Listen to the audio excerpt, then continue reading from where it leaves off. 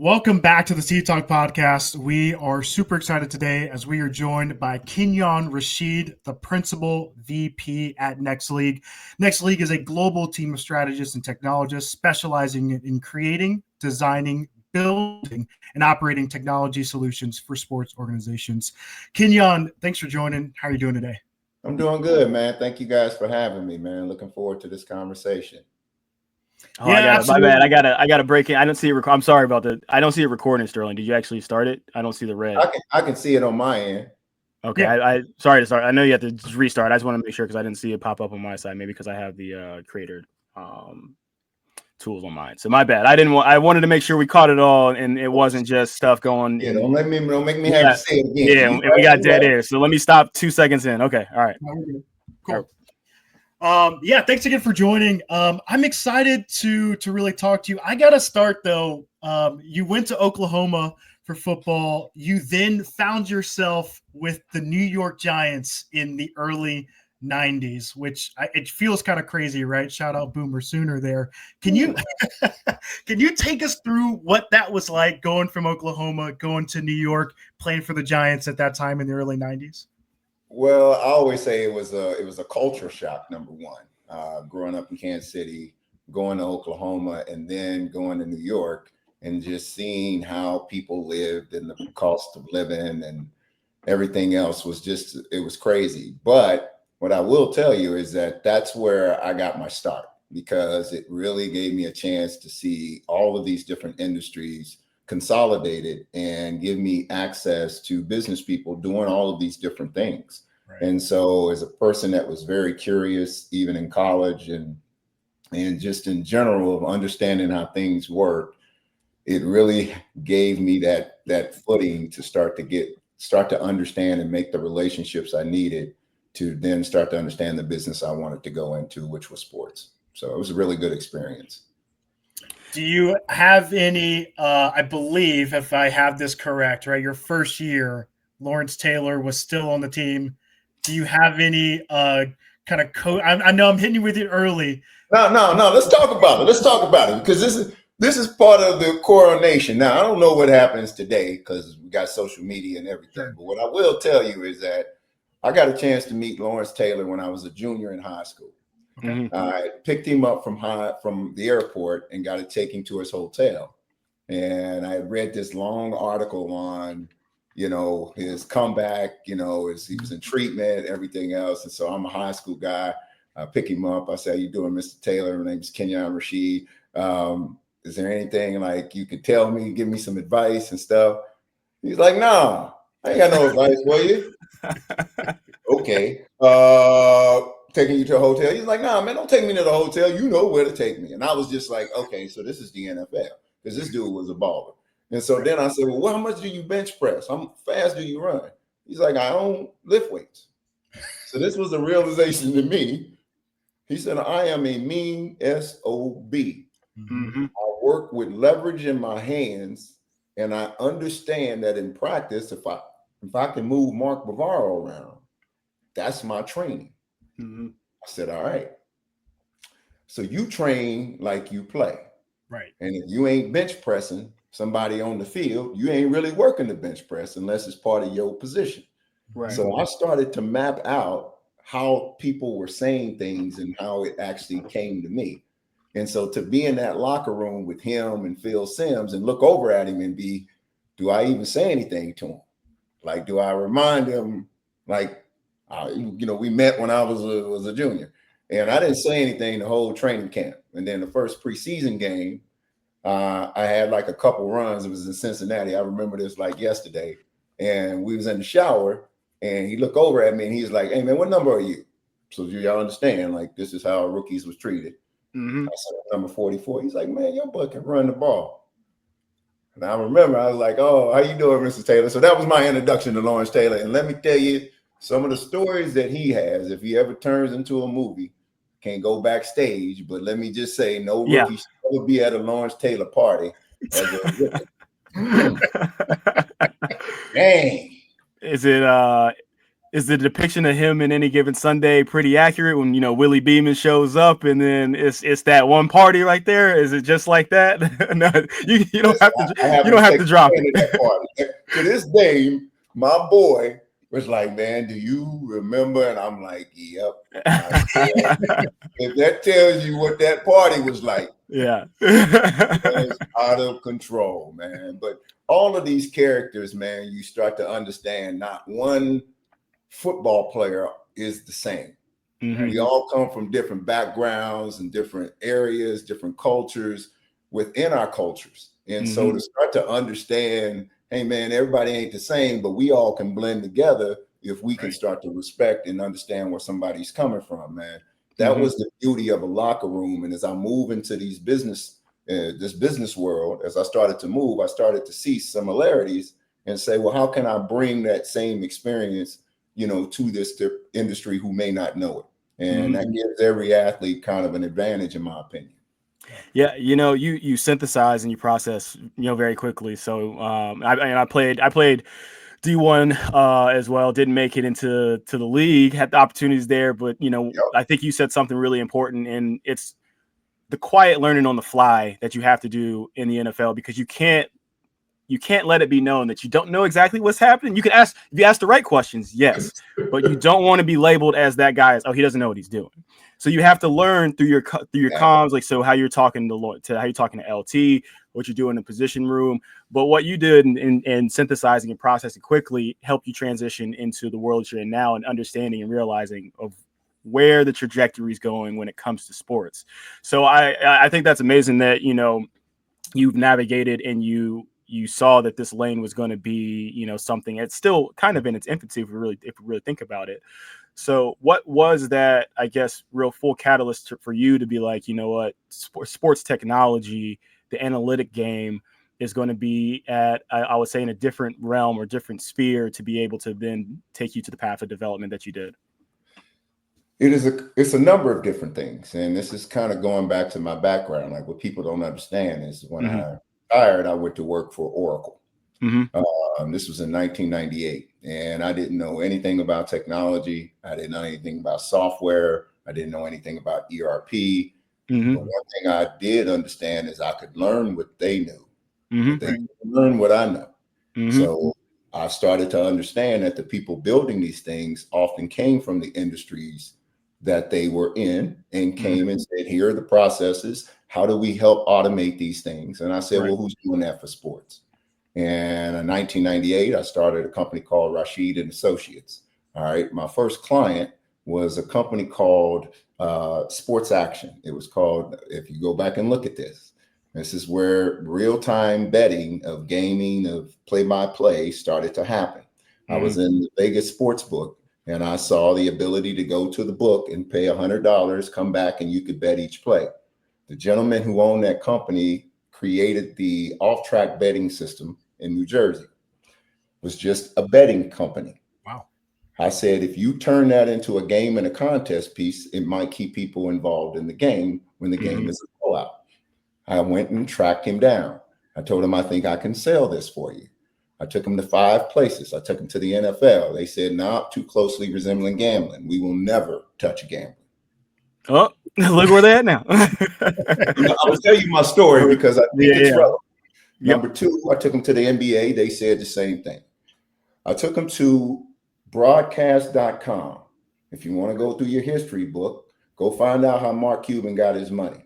And then look at what I told you about, and then look at his platform that he created for broadcast content around college that Yahoo bought as an audience. He said, I love it, but I just sold it to Yahoo. Right. And I took him to a gentleman by the name of Chuck Blazer.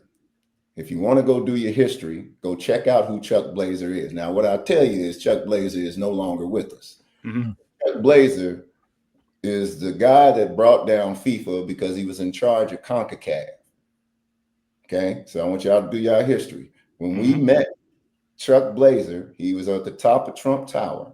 He looked at my system that I just told you about and immediately started to understand betting and media. He said, you can retire, young man. This was my first deal. Wow. 5 months later, we closed a 14-year, $250 million licensing deal with a company called Kirch Media, which was the Viacom of Germany at the time. They created a platform called Global Interactive Gaming to do live betting on interactive TV in the UK. Go do your history. So now what I'll tell you is in 1998, I started to understand how content and gambling work together. So this is where I started to understand analytics and start to understand how data flows through. My next contest was a medical platform that somebody came to me and said, Kenyon, I want to do health smart cards. And the reason why these stories are relevant, because it will kind of tell you why Edge 3 got to where it is. Because I don't go looking for things. They come to me by what people are doing and what they're saying. Okay. When you tell me you want to do health smart cards and you got a chip on a card, my first thing is to pull out my player's card, my NFL player's card. And I wanted to ask, well, how did these trainers know what my medical records were if I was on the road and got hurt? Great question. So this is in 2002. Okay. Like how many years? I found out there was a law coming out called HIPAA. Now, I knew how my medical records was handled. I knew it took me 2 years to get my workers' comp. And I knew that had to do with medical records. So when I called the federal government and got a definition of what HIPAA was, I applied it to what I knew football and practice facilities and doctors and every experience that I had from a medical perspective. And I found out those are health facilities based on the definition. Yep. Right? By definition, there is a doctor in the building specifically as well. And you keeping my records there. Correct. And you dispersing medication. Correct. And you telling everybody else about my medical record. About your medical record. I was like, they can't do that. Walking I the had approaches to how to get this done. Walk in the training room, got your X-rays up. Yeah, I mean, his knee ain't that. His knee. Yeah. The people at the combine worrying about why they wasn't getting drafted. My story was I knew I had to start to introduce these things first. So I went around to every trainer and asked them what they did, found out that I could create a software that could actually accelerate from a medical perspective every piece that they have to do along and make them HIPAA compliant. By the time I got to the 32nd team, I got a call from Harold Henderson at the league office who asked me why I was out auditing teams. I said, I'm not auditing teams. Right. But while we're here, let's talk about how y'all handling HIPAA. I was at the league office a week later. Just want to tell y'all how my life goes. Okay. Yeah. So in the course of doing this, I'm not a doctor. I'm not a programmer. And I'm 27 years old and I'm presenting to Paul Tagliabue, Harold Henderson on liability around medical records, online medical records. I had a doctor stand up that was a team doctor for 20 years. He stood up and he said, Kenyon, players will never want to know what's in their medical records. Now, I ask you, does that make sense to you today? No. I mean, and then you have a whole movie of Concussion that comes out after as well. So, right. So what I figured out about all of this, and I'm telling y'all this for a reason. Yeah. The NFL is a business. Yes. Sports is at the core of everything a business. And a lot of the times it's not the technology, it is the business policies and the methodologies and the commercial relationships around it that are preventing a lot of the things that we know should be in place. Right. But if you just attack it from a technology standpoint, you may be ahead of the curve or behind the curve, but 9 times out of 10, you're not going to hit. But if you can address a core problem, okay, like a HIPAA, okay, like a need for revenue around gambling, then you can start to create technologies which are easy for me that exist in the marketplace that now I can just configure around what's happening next. Right. Not what's today. And it happens in every tree and branch that I've touched, which has been payments, licensing, gambling. I'll get to the payment piece when we talk fan engagement. Because 2015, somebody said, we want fan engagement. Well, everybody wants fan engagement. How we get fan engagement? The fans got to be engaged. I said, well, what connects a fan? It was a payment. So on a Saturday, I created a deck. I sent it to the CEO of First Data. and the CEO of Global Payments. And I didn't know jack about payments. Right. Then I said, what if you could aggregate all of the payment transactions through cards and then start to route that to a mobile app that then lets a fan know what gate to go through because the transactions will actually do it. He's like, I don't know what you're talking about, son. But okay. Yeah. What I did was Mercedes-Benz Stadium was the first cashless stadium in the NFL. Yep. They also was the first to have a direct payment relationship, and go check the company that they had it with. Yep, in their marketplace that you can just go in, walk out in their it's for people that don't know, and your Mercedes-Benz has fan-friendly pricing around the stadium. It's the first of the concept. Honestly, I think for all the major league stadiums, and I think baseball, the couple follow suit after, but there's a marketplace within there that you can go in, get yourself a soda, get yourself some snacks without it allows you to circumvent standing in line for the traditional concession stand. So that was implemented in MBS, and then also subsequently in the Truist Stadium as well. There's another marketplace there for the Braves. So no, it's a smooth process. Allows you to get up, go grab some food in between timeouts, and then get back and not miss as much action. So it's streamlining the process of the concession stands and also the fan experience, because now I don't have to wait in line. So no, the foresight is there. So this is a great discussion. What do you have to do to get to that end game?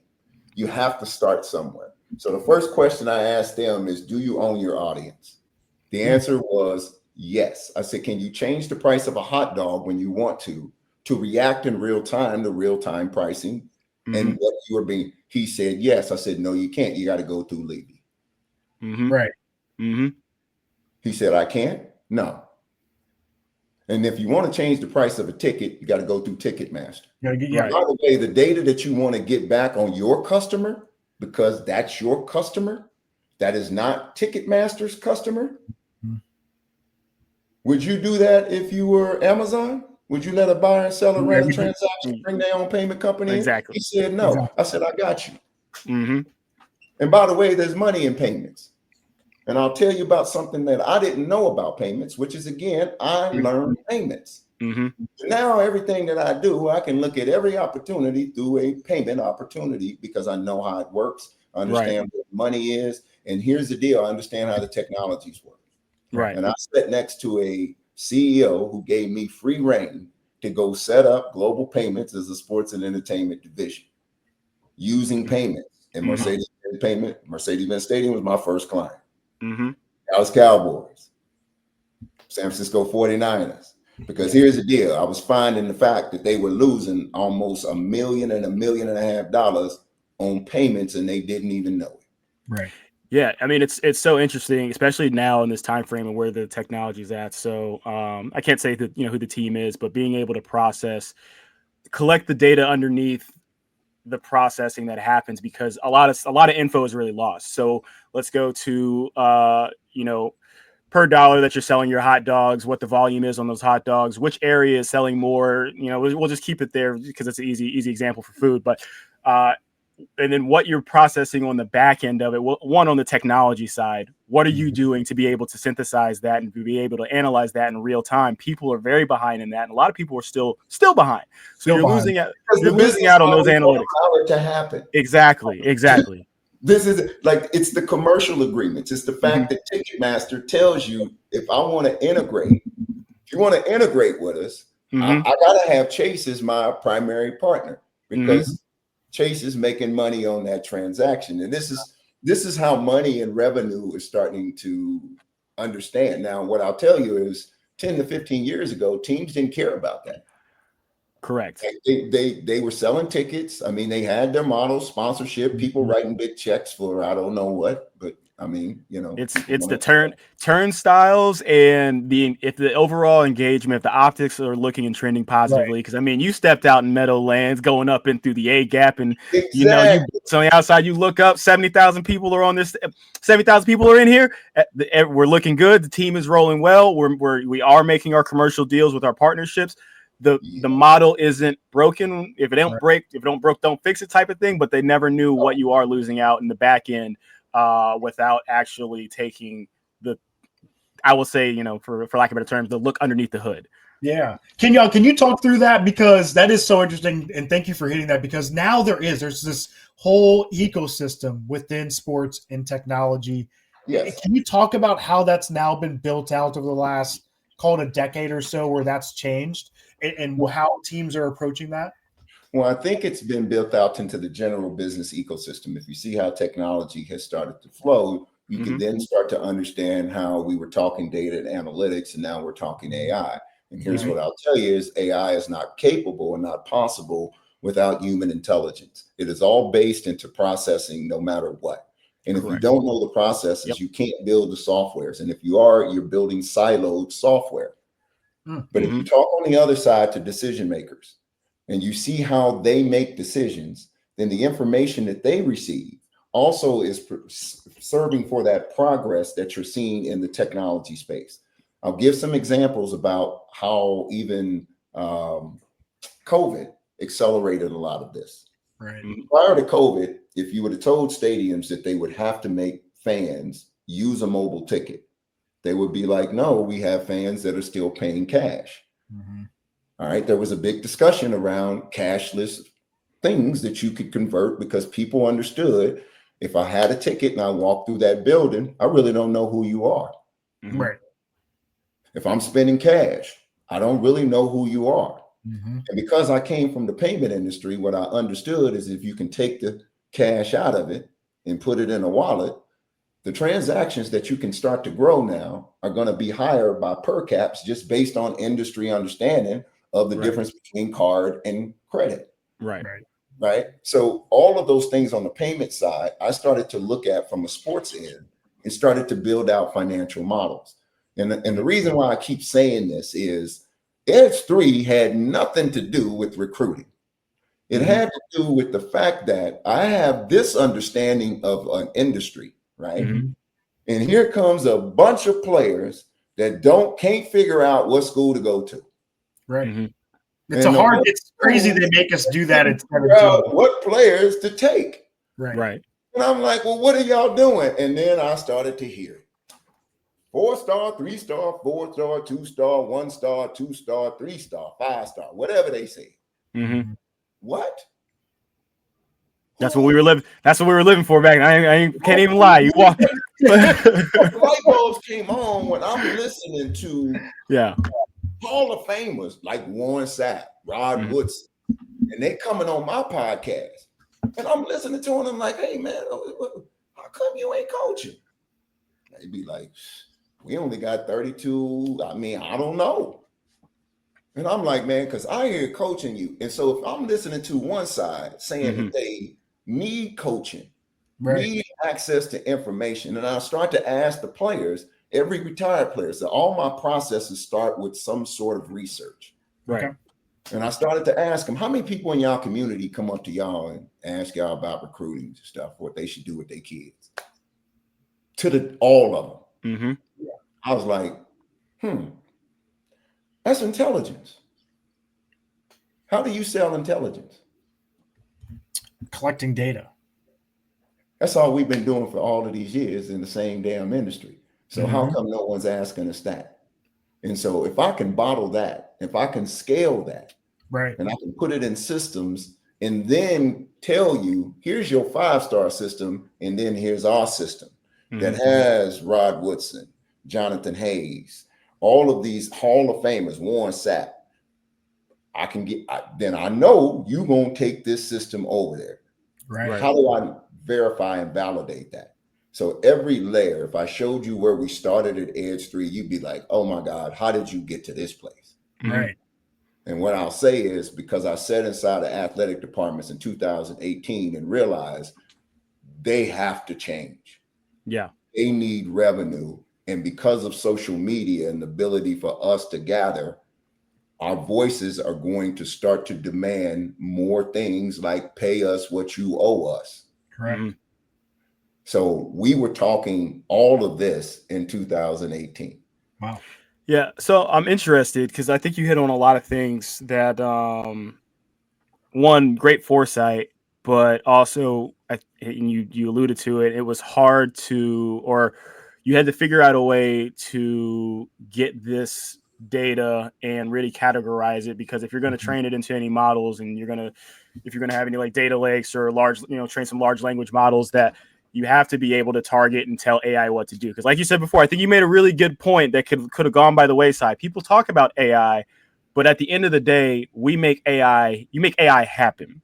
So you have to train these models to be able to then synthesize the data that you're trying to do. So to that point, how did you figure out the attributes and then turn that into data that could then be processed? So on the one end, on the coach's side, they're like, all right, well, before the antiquated model, I was a 3-star myself. I'm gonna toot my own horn. I'm just gonna throw that out there. But the antiquated model of, Rivals, which just got purchased recently, goes out, they're sending their journalists to watch kids, and it's off of subjective thoughts of this kid did X, Y, Z. Right.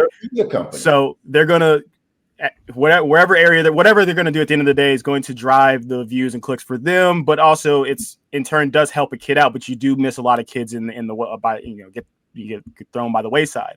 So on one hand, how did you guys synthesize the data that coaches could look at? And then on the flip side, to the consumer or the parent and the child, student athlete, how are they able to then use your data to be like, these are the bullet points? I think it's easier on the college side of why it'd be better to go to a Florida, an Oklahoma, a Connecticut, got to throw myself in there, St. John's, so what have you. I know they don't like football, but what have you. So I'm interested in that, because I think that was it's a huge hurdle to jump over to then get these data points to then go into your models to train. Well, this is what separated us is we didn't try to do anything that we didn't go execute manually. So we went out and signed student athletes. And the first athlete we signed was Will Anderson Jr. at the University of Alabama, who was a top 5 pick. Killing it with the Houston Texans right now. And he is the rookie of the year. And by the way, he's a part owner in Edge 3, because that's exactly what the model was, which is let us get to you before you have to deal with an agent. Yep. Then let us start to create criteria based on the data models that I create. We will evaluate them based on these things that we know about their business model. And then we're going to give the data to the parents in their language for them to then try to make a decision. We didn't we didn't say go with this player or this agency. We said, let us start to develop these processes that are in place that we can then get the data back and then give you an opportunity to make a yes or no decision. Work like a plan. I was like, okay, I got a little model. Now let me look at all the stuff that you're looking at. Okay, high schoolers, what are y'all looking at? We did focus group studies. So one of our kids that basically I set on home visits with coaches. And I have videos and data on this because I ask specific questions. And by the way, my questions, they don't change when I'm talking to a company. Right. Because these were business partnerships. And that helps you catalog everything as well as you then go back and put it in. Exactly. And then I'm training that. And at the same time, I'm going out to understand how to go get public data sources. Yeah. Because my part of this is also to show you how ignorant those data sources are that you're currently using. And there were 2 sources that I'm not going to name that are dominant in the industry. So I don't care. Give it to me. First of all, what I found out is for you to try to even track across those, impossible, because you can't make the connections because they're different coded in every different layer. Number 2 is because the fields are so wild, I took coaches to specific platforms and said, tell me exactly where you're looking. Go out all that other stuff. I did the same thing. And when we start to go on the same stuff, we're looking at things the same way. And then I start to ask you questions like, Coach, you remember me from Rockhurst High School in Kansas City, Missouri? They said, yeah. The minute you knew I went to Rockhurst, did something come to mind?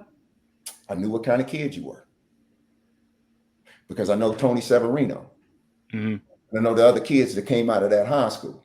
So then what I said is, so every school, the high school, and the history of who comes out of there is also predicated on understanding the risk factor of taking a So think about it. Old coaches used to do it naturally when they went into territories.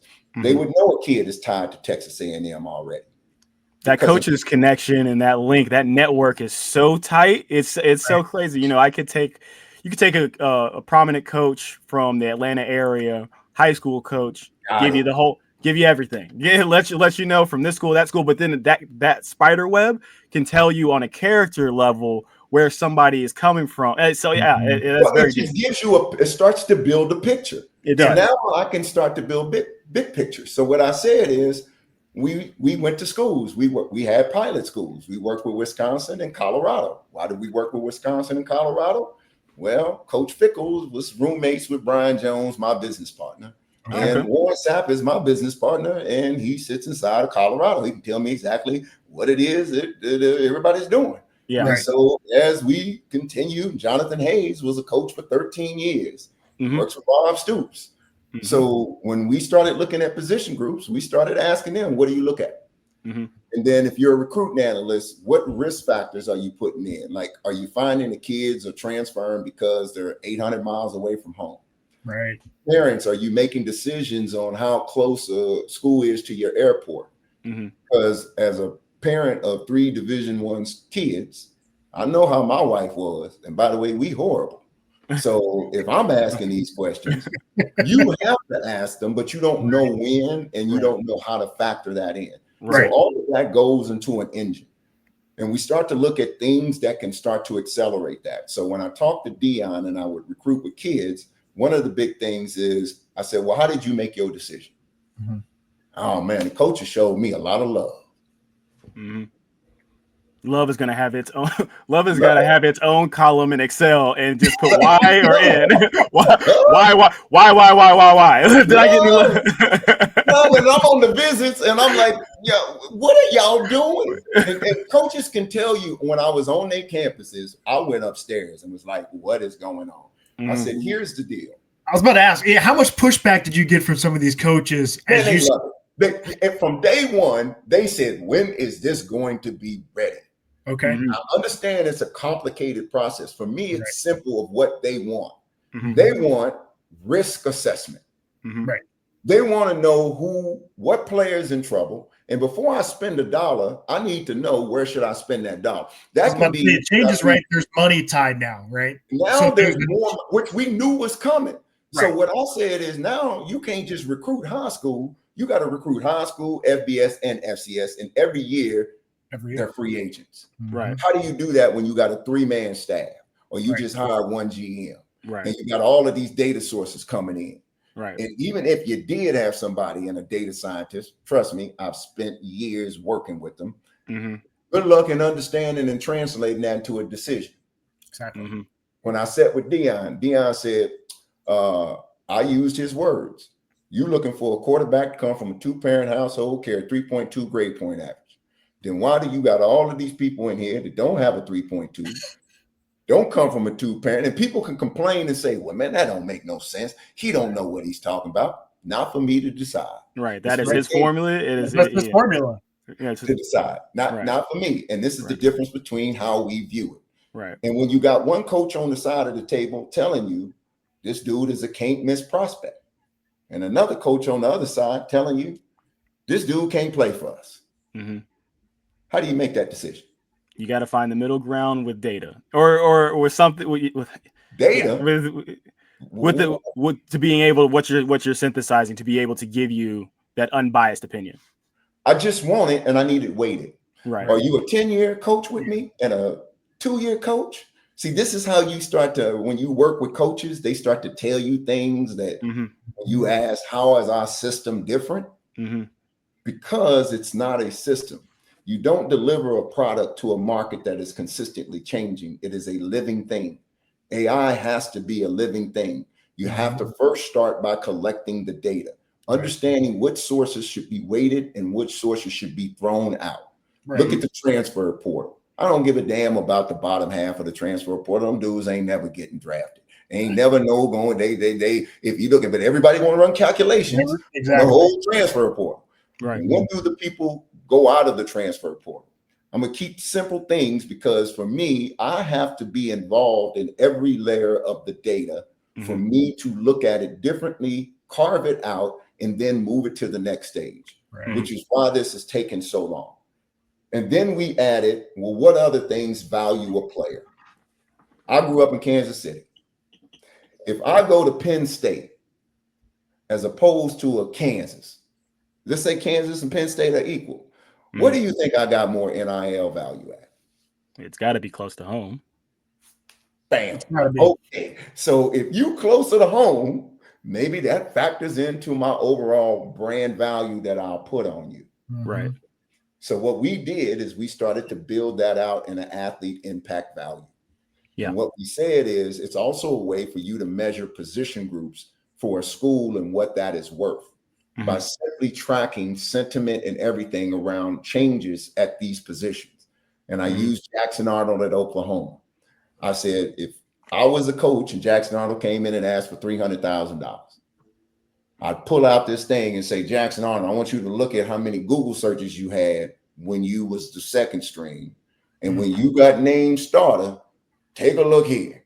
Because that's the value of my platform at the University of Oklahoma, because I'm going to put you on TV 20 times and I'm going to understand that my existing audience, just by the position you play, increasing your brand value this amount. Right. Nobody thought to do that. Right. The minute I explained that to Wisconsin and Colorado, they said, man, can we use this for our recruits that's coming in right now? Yeah. Because on one hand, because it's a double-sided coin here. So like the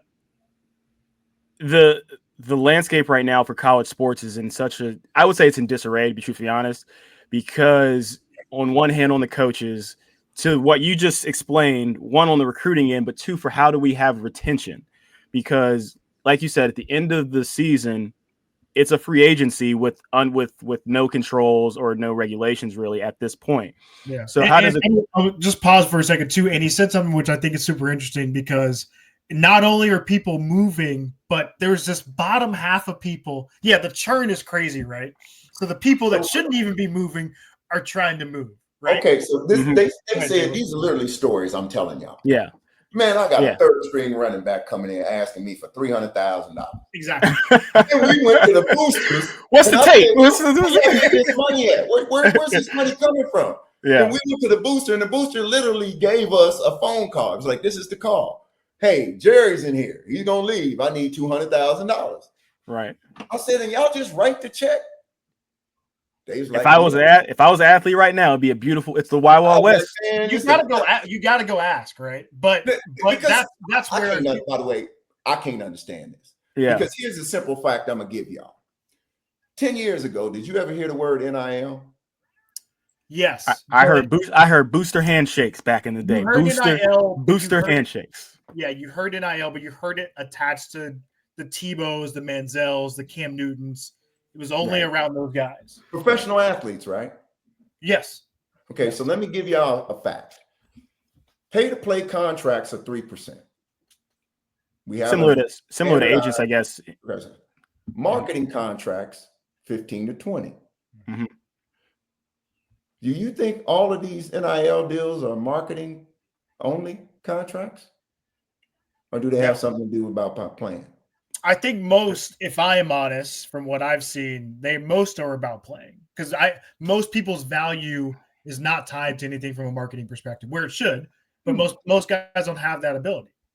Okay, I was gonna go flip side and say marketing, because if you look at like DJ Uyunglele, if it was tied to playing, But he's a different guy, though, right? That's what I'm saying. Like, I think, but those are the top contracts. I'm interested to see where we're laying here. DJ is not gonna make you money when he's marketing when he sucks on the field. Mm-hmm. Let's be honest. That's why we never heard of him again after the Dr. Pepper commercial when he was at Clemson and his NIL value went down. But because he played at Clemson, he had marketing value to a school because he went to Oregon State, where my daughter played. Mm-hmm. And I can tell you, and that's why I asked this question. Because when I ask people, what's your definition of NIL? Everybody got different kind of damn definitions. Mm-hmm. If you want to put 15 to 20% around the marketing contract and you call it NIL marketing, then every agent makes 15 to 20% off a pay-to-play contract, which is why we talking pay-to-play now. Mm-hmm. Because at the end of the day, you have no marketability if you ain't playing. I just told you about the difference of the searches between one guy sitting on the bench and one guy's starting. Mm-hmm. Right? Okay, so NIL should never exist except your ballers, just like in the NFL, got marketing agencies. They do the marketing deals. They get 15%. Absolutely. But if you negotiating my pay to play, that should be capped. That shouldn't be under NIL. But because we titled it that, every player, and by the way, I've been helping transfers. I get calls from daddies, and I've showed them information. I've had some kids decide to leave, some don't. I'm not going to tell you my sources, but I've got a way to find out if this is a good fit for you. Right. This is a good fit for a school. Which is a good thing because it is the wild, wild west, right? They don't know. Parents don't, like, what the hell you going to, Johnny got 300,000. I should get 400. Right. Exactly. And it's like, what metrics are telling you that you should get 400 when you got a game of tape and the rest is practice? Can you prove that Johnny didn't get 400,000? Because here's the deal. All the NIL deals are self-reported. That too. Yeah. So show me the 1099s. Right. And so what I went to was companies that were running the 1099s to find out what people were really making.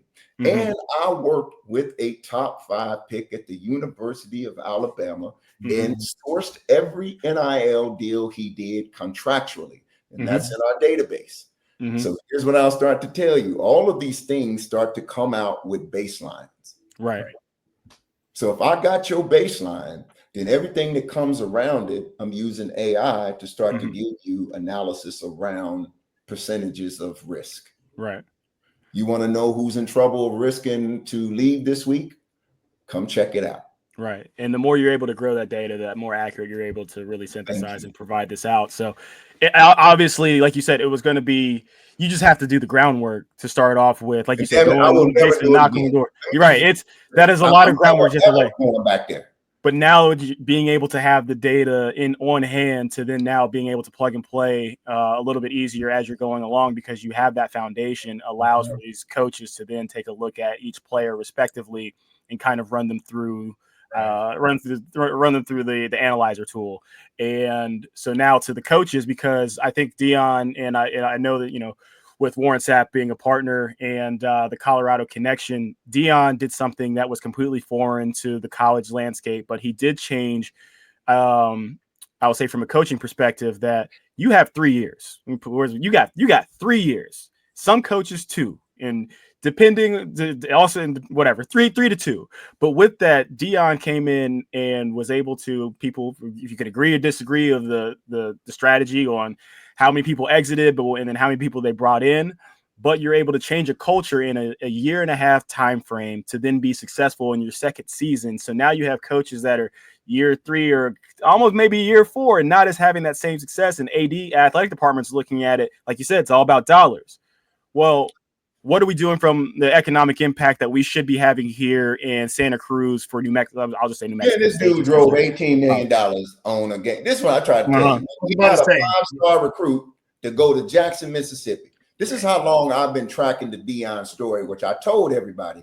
If this dude go down there and do what I think he's about to do, which is bring in his NFL dudes, bring in his NFL partner money, leverage his platform to go to ESPN to increase the profile of the school to generate more capital, leverage that up to a bigger school, bring these people with him, go get more people, meaning Warren, Marshall, just go through the athletic department. You got Michael Irvin on the sideline. I'm trying to tell you, if I was a high school kid, I'm going there. Right. Yeah. Especially if I want to go to the NFL and learn from NFL people who gonna give it to me like my culture and what I come from. And sometimes that ain't for everybody. Deion is the most intelligent player I have ever run into. And I tell everybody this. This man is extremely intelligent. He knows exactly what he's doing. And I see his model working. He changed, like Taylor said, it feels like he did. He changed because a lot of coaches, you come in, you get this short window, and Deion came in and said, I'm going to do it the way that I want to do this. They hired him right now. They hired GM. Look, Shaq is the GM at Sacramento State. Exactly. This is where all of this starts now. Now I'm not just looking at you for your experience. I'm looking at you like, man, you might be able to help us market. You are a differentiator of what our business is. And by the way, that's why I went up and ganged up with all of my dudes, Gary Payton, Horace Grant, because we've always moved like that. We believe our network is our value, no matter what.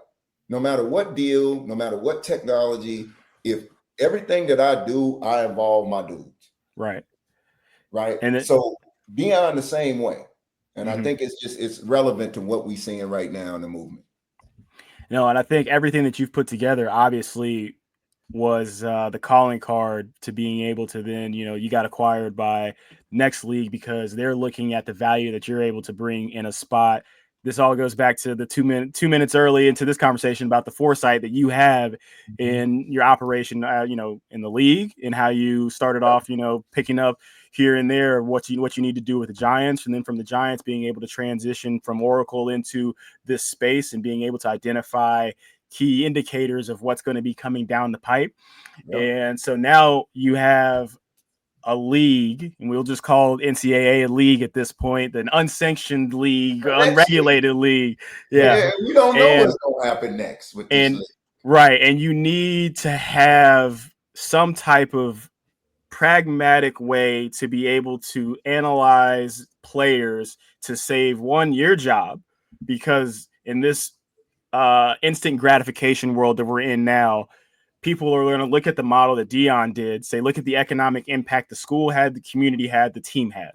Why had you been here for 3 years? Why haven't you been able to do that? So either you can do this, you have one more year or half a year in some cases, and make this change, or not. We're going to have to go in a different direction, because it's like a turnstile. We got to run through it until we can find the success and hit our own lane, because the sports market right now, it's on fire if you can hit it in the right way. But this technology that you're able to roll out, and now having with the backer of, Next League and being underneath that umbrella, is being able to put yourself in a position to take over, they use the big M word, to monopolize the game out here and really be a prominent figure in this space. We don't want to disrupt what's going on. And my part of going and so the story around Next League is, when I had all of these concepts running through my head, and I was working with Verizon and fan reaches and all of this, and then when I started to formulate this, I needed an understanding of how to put this in a format that I could take people, that they could start to understand what it is that my vision was. Right. And I ran into Dave Nugent and started to talk with him and understand what Next League did and what they could do. And they are the ones who did our discovery. I literally paid Next League, but I told everybody, I believe their process, everyone should go through, because they have an amazing way of breaking down complex technology in a simple format, and then creating a language for you to be able to go to market with. And they've done it over and over again. And so, and I just really love the way that they move through it. Now, he wasn't able to understand enough to say, let me invest in you now, because he couldn't see the college market like I saw it. Right. Remember, all of this stuff wasn't happening, but I was telling him all of this stuff was coming. And so when he sees me go out then and secure a partnership with IBM, right? Secure schools. He sees the marketing coming and the investment that we got and the schools that we able to see. And he's like, and then he sees the college market, and he's like, okay, I see that you got something, and I see you are able to, again, see the ahead of time. This makes sense. And they did the discovery. So what a great story to say, you started with us, you helped formulate it. Right. As a startup, we go out and we go hit these milestones, right? And by the way, those milestones are still carrying into the college market, because that's why we hit them. Right. The ability to bring brands in at certain levels of the technology for sponsorship and marketing assets. So this is why you don't want to finish product to something in a market that's in transition. Right. This market's not going to settle for 3 to 5 years. It is very saturated with technology companies, NIL companies, you name it, data analytics companies coming at it right now, that athletic directors next week at whenever NACDA is, are going to be running around because people are going to be chasing them. Right. And what I said is, do you understand the problem? Have you ever signed and spoke to a student athlete? are you an athlete yourself? Mm-hmm. Clearly, you understand what I'm saying. If you have not been through those touch points, the mental health stuff that you want to develop for me, you can't even talk to me. Right. Yeah. So yeah, how you are can't you even start. going to Yeah. mental health programs to help me if you don't know what questions to ask me? Go look at their surveys. So we teamed up with Quick Recruits, who has 40 schools, who does all the surveys. Mm-hmm. And we took their surveys and created those natural language to then start to talk to athletes and test that out in an interactive experience, bringing them that love that they were seeking with Deion Sanders, but with synthetic media. So Deion can speak to you. Deion can personalize messages for you. You can have Deion in your back pocket. Right. Deion can basically, through his language, imply and interact with multiple individuals at the same time and become smarter when we get the data back, that now we can start to develop profiles that we can track to say, okay, if you are in trouble, here may be some areas that we can help you in. Yeah. But if we ain't got that data, it doesn't matter what system you got. Right. How easy, I'll pass it to you after this, Sterling. How easy has it been now to be able to identify what you need to add in to be able to grow your models? Or is that still, kind of a challenge because you're trying to figure out the right question to then develop the right data set to plug in? We have enough of the outside data sets. This is why this is a commercial property. This is a commercial software. It's not a B2C software. Right. The last 20% is yours. And if you've been around any franchise or any team, they believe what they're doing is their system. Yeah. So if I have a product and I come in and I tell you this is exactly what you need to do and how the outcomes are, you're gonna be like, man, I got all of this data that you have never seen, scouting reports, written scouting reports, unwritten scouting reports. So what are you gonna do with this? So what we said is, okay, we need to start building tunnels in to be able to incorporate those types of data streams. Then turn around and give you type of visualizations that apply to every level that you have to sit this data through. So here's another part. It's not just the data and the outcomes. It's how that data and outcomes actually has to travel throughout your organization. How to interact. Organization. Right. So we're not just developing the AI and the data and analytics and the data synthesis. We're also developing the proper workflow based on student athlete, coach, recruiting analyst, GM, all the way up to an athletic director who says, how's my business working? So the output is unique and one of one to every school, every school. Right. Yes, sir. Yeah, I was going to ask, what's the focus right now for Next League as this methodology is expanding, as NIL is continuing to evolve? What's that kind of roadmap for you all as you continue to kind of build this out and what you're focusing on? Well, what we realize is because this industry is in such transition, if you're trying to sell them anything right now, good luck in getting a check when they got a $20 million nut that they got to meet on this other side. Yeah. So when you come to them, you better come with money or how to find money for them to pay for things. Right. And so our first thing is we're coming in as a partner.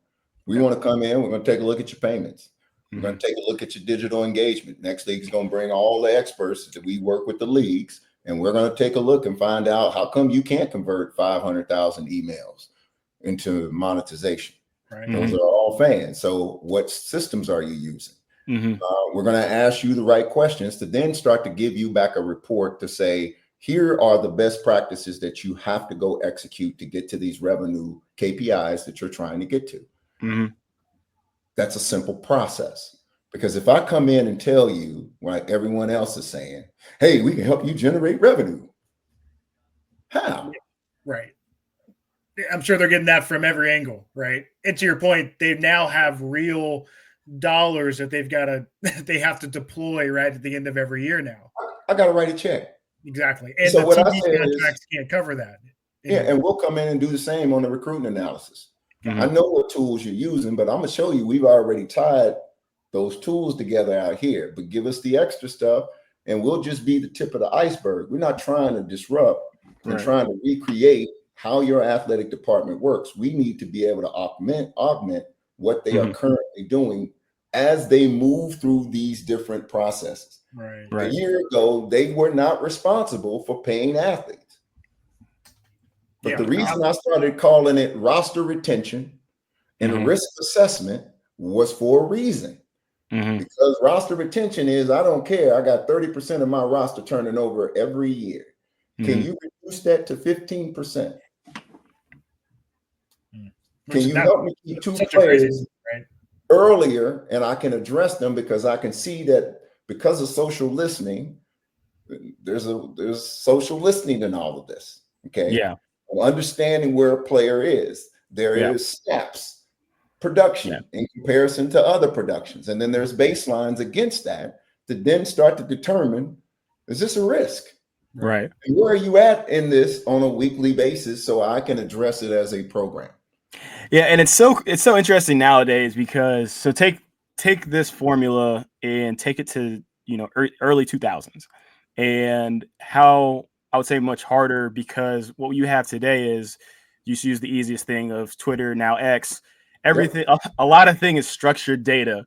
The hashtags for people, if you're putting that out, what is a hashtag? Your hashtag is categorizing your thought on whatever. So when you can have a school, the Oklahomas of the world, saying, Boomer Sooner donation is the hashtag, and how many hits that we have through that, and then we can track it and be like, all right, well, this worked, or this could be a little bit better. Our outreach wasn't as great as we were here, but we were missing the mark. But schools didn't know what to do, or people didn't know really what to do with that. It was just kind of funny. Through, I would say, COVID, really, I think it really put a priority. It did. It put a priority on being able to we have all this information floating out in the world. How, like to your point, how are we able to monetize that for what we're missing with our connection, whether it's student, athlete, fan, etc. And so the structured data now, because when I think it just threw a light bulb when you said social listening. I think that's really interesting, because then that goes to your risk and retention aspect to the player. So I just think and again, I've said foresight maybe a million times. If you were doing a drinking game for foresight for my word of the day, possibly you'd be a little wavy right now, because I think you really have embodied that throughout this whole time. So, where does your team try to identify with that foresight of what, I think this is going to be the next, kind of indicator, or is it just through your conversations with, players and coaches that, that's where the development comes from? First of all, man, that is an excellent question. Because what I get a lot is, man, how do you come up with this stuff? I'm like, how come you are not? If you having the conversations that I have on a daily basis, which I tell everybody, on a daily basis, I'm talking to an 8th grader and the CEO of a $500 billion company. Right? I mean, man, come on. And coaches in between. And I'm just listening. I'm hearing what you do. I'm hearing what problems you have. And my job is, and my partner Brian Jones will tell you this, the first thing we tell folks is, if we can't help you, why are we here? Right. And we ain't gonna come back until we got something that speaks directly to tell me what it is that you want. I've spent 25 years going out finding it, trying to find people, and then convincing companies to say, hey man, y'all got to change if y'all really want to do this and stay in here, because we've been on the ground level. This is a situation where everything revolves around one asset that y'all are not understanding that we are.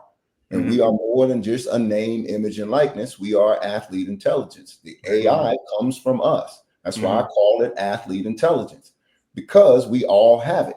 If I ask you where you went to school, how you made your decision, there's another kid out there that's wondering that same damn thing, and a coach trying to figure out whether to take a person like you or not take a person like you. Right.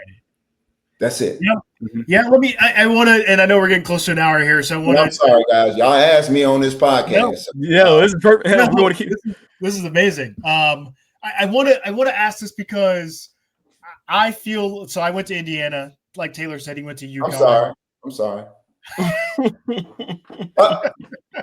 Y'all had one good year. Now everybody's talking about they went to Indiana. I ain't heard that. Before my boy jerseys- went to Indiana, Chris Lee played. He's with the works for the Falcons. Seriously, I saw him. He had an Indiana shirt on, Indiana hat. I'm like, come on, y'all. 1 year. I am happy. I mean, I'm sorry. I am just had happy. to throw that in there. No, it's that. I appreciate that. He I'm hangs the happy. jersey proudly in the back. I do. But no, my question there is like, you have all this. It's been so fun to kind of learn how you're captivating data, what you all are doing in Next League. I am curious. Taylor and I both, I think, had chances to transfer. This is before you had to not sit out for a year, right? Or where you couldn't transfer without sitting out, I should say. Yeah. What would you say to a lot of kids out there that are bouncing from school to school, maybe chasing a little gratification in terms of money? What do you say to some of those kids that are doing? And why I ask the question is I feel like I have such an amazing one. I had a great experience in Indiana, but I also have a place that I can kind of call home. I've got alumni. I have all this huge network of people. What would you say to a lot of those kids that, to your point, you're not going to play pro? You're this experience in college sports is unbelievable, but I think there is something to kind of staying put at one school and being able to grow within that ecosystem. What do you say to that? Well, the first questions you got to ask is, why do you want to transfer? Like, I mean, my daughter called and wanted to transfer. And as much as I wanted to tell her hell no, I couldn't. Even though I knew it was hell no. Because you ain't got another job lined up. And they giving you some money. Yeah. And who cares whether you playing or not? Right. Who cares? What is your ultimate goal? And so the first question that we would ask student athletes, separate of the parent, was, what's your objective for your son or daughter? Okay, for the kid, what's your objective for you? And if happiness or being closer to home is important to you, then fine. But we found that wasn't 90% of it. It was, I wasn't playing, or I don't like a coach. And then I would ask, okay, well, let's say another coach came in next year. Would you like it better then? Okay, so do you know the coach that you're going to now? Oh, you only met him once. So you don't know nothing about him. And he don't know nothing about you. These are all partnerships. The difference is the coaches and the kids that we sent to college, meaning we got kids right now that are playing at Division I schools. All of them came in with a template to their coaches. We want to have quarterly meetings with you, regardless if this is going well or not going well. But we're going to have meetings around what we discussed originally of what the goals were for me to come in here and what you said your goals were. Right. So if we're going to have a disagreement, it's going to be about something specific besides you don't like me or I'm better than somebody, because that's irrelevant, because coaches are working under a system. Doesn't matter what and how talented you are, is I need this right now. I don't need a great running back. I need a great running back that know how to block. Right. You know, you might be a great runner and receiver. I just need a blocker. I need you on third down to get that edge rusher or to be able to pick up that blitz, and that's it.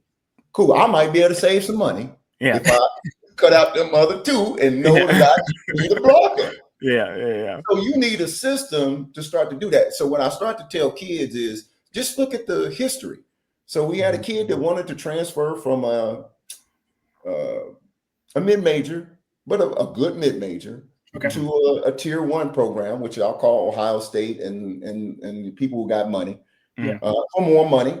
But he happened to play a position that when we ran the numbers, the snaps decreased every time that a player went from here to here at his position. Not overall, but just at his position. Only to say there's a risk around you transferring at your position. And what's your ultimate goal playing in the NFL? What system do you want to play in? Are you in an ideal system for what you do right now and can develop you for the long-term numbers? Yes. Okay. So now we're just giving you that data as a parent and saying, you make the decision. Kid, you make the decision. But you have to go through that process when someone asks, do I want to transfer? Right. We can't tell them yes or no because it ain't us. Right. We only got to give you the indicators to say, did you think about these things? And if you have, and the answers are good, then fine, man, get on out of here. Go do what you got to do. But at least if somebody asks you why you made the decision, you can have a logical answer. You can talk about the process you went through. And if your parents don't know, then now they have a process that they can walk you through together, like I did with my daughter, which is why she kept her butt there. She graduated, had a great experience, and now I'm working at the Big Ten, which is the goal all along, because I said I don't give a damn whether you play professional soccer. There you go. I think what's different from everything that I've seen through the conversation and everything I was able to gather, about the technology is, I think on one hand, when you have machine learning, a lot of the times it's like, here's the data set, grow off of that, and then keep trying to pull. But you have AI kind of processing off of, I would say, not the most recent or up-to-date kind of information, where I think the way that I'm seeing that you've handled is you're constantly feeding with constant updates, so that like you said, it stays dynamic and it's ever fluid. And so the way that you have and the way that you're utilizing AI is in a way that continues to keep it relevant, versus let's take I'll just say a chat bot or something that's had conversations between the three of us, and then it's using that to then put out synthesize some data that then you're going to pump into it, and you're going to just miss a lot of key indicators that you've been able to develop personally off of your 20 plus years out on the road, and continuous updates and upgrades to that information. And I think that's what's a huge separator, and I think what makes this a great resource for colleges, parents, students, etc. And I think that's amazing. I just wanted to highlight that, because I think that's a huge difference that I haven't really seen with other MLs that people have. And it's, hey, take this data set, tell me about it, and I want you to learn and grow. And I'm not going to continue to help you the way that you should to be able to really give me accurate readouts and outputs like you have. So I think that's really cool. I just wanted to highlight that. I just wanted to say that. No question there. Just thought it was cool. If y'all want to know what's coming next, is my recent project is Sideline AI. So that we can stop. That actually was my last question for you. You've been on the forefront of all these things in sports and technology. Yeah. What do you think is next? Okay, is the chain gang going to be digitized over here? What are we looking at? So what I want you to imagine is the ability of having all of that baseline data on players and everything, but also adding real-time data using GPS, sideline video, networking to actually be able to push this, and then show the possibilities of how coaches communicate around it during the course of the game to get smarter, and for players to get smarter. And you see players over there circling on their tablets. What are they circling? What plays are they pulling up? So what we've already designed is a prototype for that. You're going to be seeing that, and that's going to be fed into an Edge 3 engine that gives you even better and more accurate data results in real time. Meaning, I need to know if your GPS unit, if you ran 1.3 miles before we get to halftime. I can't make adjustments in the game right now. I only make them in between plays, and it has to happen in 35 seconds. To actually execute on anything live game day, as you continue to add more technology to the networks, is you need a network that can power that. First. So that's where we started, to show the power of what a network can do with a GPU like a NVIDIA that can translate metadata and video and sync it at the same time. And then display that on a tablet for a player to see in between plays. Real live edge data processing. Similar, I would say, to, what you see from RIP to their team right now, since he moved over to Ferrari, but Mercedes, this is over in the F1 space and what they do on the track. And then so it's live, all the data points that they collect, and then they're able to put it and say, because I'm a driver. I'm a driver. I got a whole team back there. You the first person that made that match, because what I said is that's what we talking about, man. These dudes are high, man. These are engines. Technique, everything. I got one person watching one thing, one person watching another. So all of those things is we're starting to take more data on players, because we are putting GPS devices on them. We are putting multi-camera angles. We are measuring space, distance, acceleration, all of that stuff. Where the hell are you going to be able to socialize that in a course of a game. Right. And actually have the video and then the Yeah. broadcast and all the angles and everything. People, man, you can't do that. And the number one problem we said about tablets and video was this shit doesn't work. Right. Yeah. Let me I know I want to respect your time, but I think you just brought up something, and I want to be a devil's advocate here. Just because you played it at the highest level, I played at a high level. Sterling played a different sport, but at a high level. So now let's say on the contract end, and let's say for you, Kenyon, every snap that you had, let's say you had 34 snaps. Of those 34 snaps, your average output was XYZ of a base meter for effort. Let's put it that way. Yep. Mm-hmm. Do you see contracts or in the future, teams writing in, well, if we see that when you're on the field, because we have it metered, and it's factual here, that you are below the output that we normally receive, that we can then dock you, and so, or you're not going to be able to hit your incentives, and so, but it's written to your contract. So do you see the data and all of the collection points being able to negatively affect athletes, because it's all about dollar signs? And if we're not getting 100% output from you on the field, then we should be able to write that in the contracts and hold you accountable in a way. And then secondarily, with that being metered, do you see players potentially having more injuries because of the extra effort that I now need to think that I need to put in subconsciously out on the field or playing surface? My personal opinion, I always say this is my personal opinion. Okay. Mm-hmm. Number one, that's happening now. Mm-hmm. You got second spectrum on there that can tell you if you're running 21 miles an hour or 18 miles an hour. And now you allow people to bet on it. So the data already exists. They're already using it against players. If players are doing that, and it's public. So let's announce. What I said is, well, then whose data is it? It goes back to the same question around the medical data. Because sooner or later, players are going to start to understand I can optimize my data if I own it. If I am running 18.7, and all you got to do is look at the combine and the fact that every year they comparing baselines against dudes who ran last year, and they ain't not getting paid for that. Right. So when you want to talk about data and ownership and how all of this is working, it's already gone. It's how the depth is that you want to go to then start to determine, because if you look at the draft, that's all they're trying to do is find data to decrease your value. It's not to find out how to give you more money. It is how low can I take you to save money for us. Which is why I'm celebrating, because I may have just saved $5 million that I probably should have paid to get you earlier. So what am I going to do that? I need every data point to counteract what I see on film and what I already know your value is. That is the business that we are in. So the question is, how much data do you got? How much data do I got?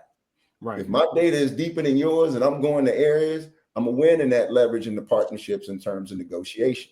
So what I ask you is, how important is data to a student athlete or an athlete negotiating a contract? How important is it to a school? Well, we say it's very important. Right. Let us go help you get those data points and be able to socialize them where you can start to make decisions, and that you are equal in terms of understanding all of these things go into whether you are successful or not. If I give you $1 million, and this is the analogy I gave to schools, you just gave me $8 million, right, as an NIL deal, right? You leave after 2 years. I put $4 million into you. I put another $2 million in coaching, right? And you walk out my door, and I get a dude that is not worth $8 million through my front door.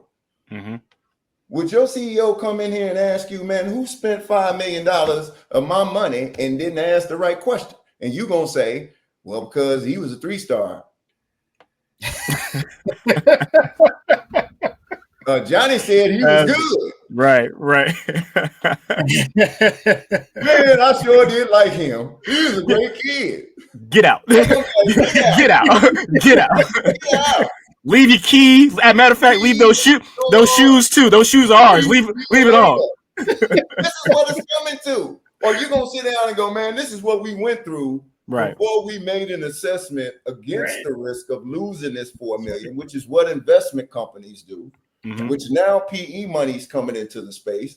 I'm not going to give you money unless you're doing this. Exactly. Because I can't make money with the way that you are doing your business today. Yeah, it's too antiquated.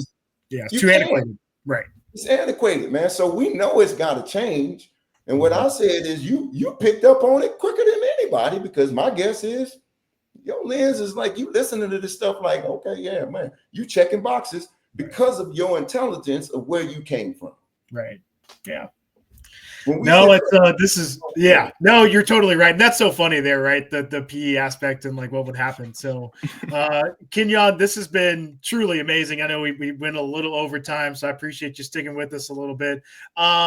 Can you tell them where they can find you, social or anything like that from a Next League perspective? Yeah, just go follow Next League. Go to nextleague.com. You're going to see plenty of me there. And by the way, we have a college summit coming up on June 26th that we are trying to get companies and we are trying to get schools that are interested in attending. Please reach out.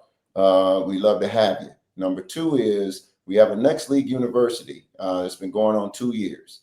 And it's the greatest thing that I've seen for young executives looking to get into this industry, and especially executives that look like us. They may not know that these technology spaces exist in the sports industry and that they can work there. Because part of what we are trying to do is raise up this generation behind us that can't see all of these opportunities when they just turn on the TV and see a broadcaster, a coach, and think an agent and think that's all that they can do. All right. My daughter went through it. So I sent her there. And as an athlete, she walked in and didn't believe how smart she was because she was in there with people from Columbia and NBAs and everything else. But part of their exercise was breaking into personas and groups and learning how to work together around real world projects like an NFL flag app. Very cool. And what she understood was by being in that room, everything revolved around the female athlete, and she was a female athlete. So she could contribute to the conversation and, in fact, lead the conversation because it was based around her. Right. She went back to school and leveraged that, and she's working for the Big Ten, where she just hosted the largest community event for a Big Ten school because she knows how to get athletes to the table. Right. So I say that because that is what we are trying to do ultimately with these schools is we want to help. We want to help both sides, but we also want to give folks who don't understand our industry an opportunity to come in and learn it from our vision of being in all of these different buckets. It's my attempt to give back to what everyone has given me, who's taught me all of these things by allowing me to be in these rooms. And Dave in Next League is putting that to work. I'm extending my network by learning more and more. And he is a person that I look up to who sees the world like I do from a technology standpoint. So I really want to emphasize that about Next League is we specialize in listening to problems and bringing technology solutions or giving you advice to help you start to build out your business. Fantastic. Yeah, that's awesome. No, and honestly, I'll connect with you offline. That's something that it sounds unbelievable. Would love to kind of help push that in terms of marketing there. So, again, thank you to Kenyon for being here. Thank you all for listening to the Seed Talk podcast. As always, you can find me at Steve Mack. You can find Taylor at Taylor Mack 29. Continue to rate, subscribe, and we'll see you in the next edition of the Seed Talk podcast. Appreciate it.